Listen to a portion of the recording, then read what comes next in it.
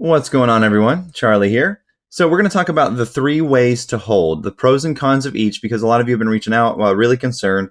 A lot of you are requesting, how do I get a physical certificate? How do I get my name off the DTCC, etc.? It seems to be a lot of confusion, so I'm just going to go and briefly explain the three ways to hold, pros and cons of each, and you can decide for yourself which one's the best for you. Physical certificates. Number one, when you buy a security, whether through your broker or from the company itself, you can ask to have the actual stock or bond certificate sent to you. You may have to pay a nominal fee for the added expense of issuing a paper certificate. It's important that you safeguard your certificates until you sell or transfer your securities. It can be difficult to prove that you once owned a certificate that has been lost, stolen, or destroyed. Your broker, or the company or transfer agent, will generally charge a fee to replace a lost or stolen stock certificate. For more information, you can visit the Lost or Stolen Stock Certificates page on the SEC website. Pros and cons of certificates. The advantages: the company knows how to reach you and will send all company reports and other information to you directly, such as proxy materials for the annual shareholder meetings. You may find it easier to pledge your securities as collateral for a loan if you hold the certificates yourself in physical certificate form. So if you want to get a loan, you have the physical certificates, take it to the bank, they see it, easier to get a loan. The disadvantages include: when you want to sell your stock, you will have to send the certificate to your broker or the company's transfer agent to execute the sale.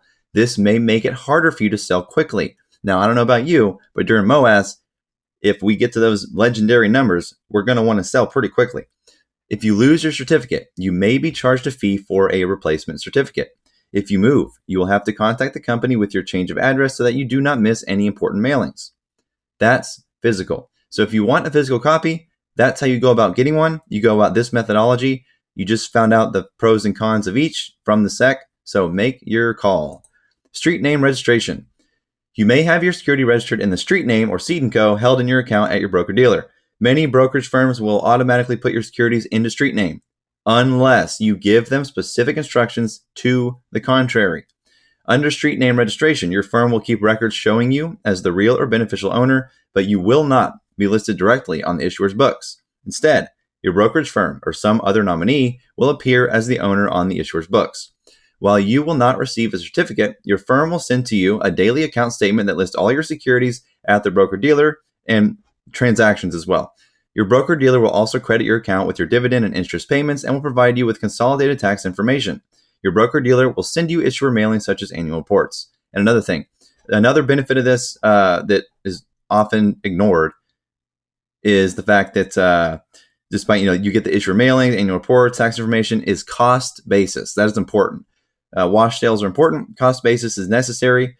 I'm not sure if you get cost basis this way. I would imagine not, but we'll make your call based on the facts presented here. But that's the only uncertainty that I know of regarding street name registration.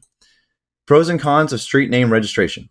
The advantages of letting your brokerage firm hold your securities in street name include: because your securities are already with your broker, you can place limit orders that direct your broker to sell a security at a specific price. That's the number one reason why I do not use DRS personally, is because I like to sell quickly at specific prices, and I don't like to have to wait or make phone calls because things can go wrong. Your brokerage firm is responsible for safeguarding your security certificates, so you don't have to worry about your security certificates being lost or stolen. Again, if you're ever worried about your certificates, call your broker. They're there to serve you. They provide a service. Your brokerage firm may keep you informed of important developments such as tender offers or when bonds are called. It is easier to set up a margin account, but I would never recommend a margin account, ever, in this situation. The disadvantages include: you may experience a slight delay in receiving your dividend and interest payments from your brokerage firm. For example, some firms only pass along these payments to investors on a weekly, bi-weekly, or monthly basis. Since your name is not on the books of the company will not mail important corporate communications directly to you. And I guess they should add naked short selling, but that's going to happen anyway because we're going to talk about the last one, direct registration. If a company offers direct registration for its securities, you can choose to be registered directly on the books of the company regardless of whether you bought your securities through your broker or directly from the company or its transfer agent through a direct investment plan. Direct registration allows you to have your security registered in your name on the books of the issuer without the need for a physical certificate to serve as evidence of your ownership. So if you want a physical certificate, DRS is not the way to go because it's literally the opposite. So If you really want a physical copy, you're going to have to go through the first method mentioned at the beginning of this video. While you will not receive a certificate, you will receive a statement of ownership and periodic account statements, dividends, annual reports, proxies, and other mailings directly. Pros and cons of direct registration. The advantages of direct registration include, since you're registered on the books of the company as a shareholder, you will receive annual and other reports, dividends, proxies, and other communications directly from the company. If you want to sell your securities through your broker, you can instruct your broker to electronically move your securities via DRS from the books of the company and then to sell your securities. Your broker should be able to do this quickly without the need for you filling out complicated and time-consuming forms. You do not have to worry about safekeeping or losing certificates or having them stolen. If you choose to buy or sell registered securities through a company's direct investment plan, you usually will not be able to buy or sell at a specific market price or at a specific time. Instead, the company will purchase or sell shares for the plan at established times, for example, on a daily, weekly, or monthly basis and at an average market price.